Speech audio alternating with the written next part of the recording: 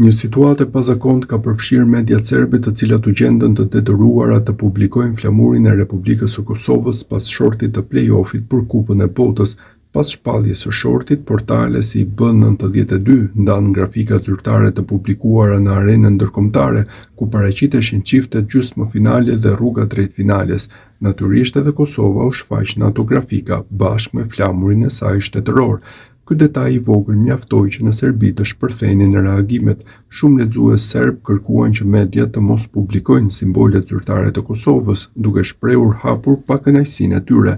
Edhe pse duhej të transmetonte materialet zyrtare ndërkombëtare, B92 tentoi të distancohej duke i quajtur Kosovën Kosova ashtu quajtur, një frazë e njohur që përdoret për të mohuar sovranitetin e saj, ndërkohë që portali publikonte flamurin e Kosovës dhe pranonte pjesëmarrjen e saj në play-off. Frustrimi në Serbi është i dukshëm.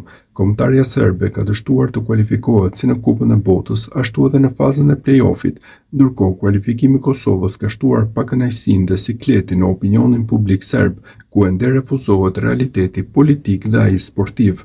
Për herë të parë, edhe ata që mohojnë ekzistencën e shtetit të Kosovës nuk patën asnjë mundësi shmangje, u desh ta shikonin flamurin e Kosovës, të publikuar qartë në ngjyrat që ata mundohen t'i injorojnë çdo ditë.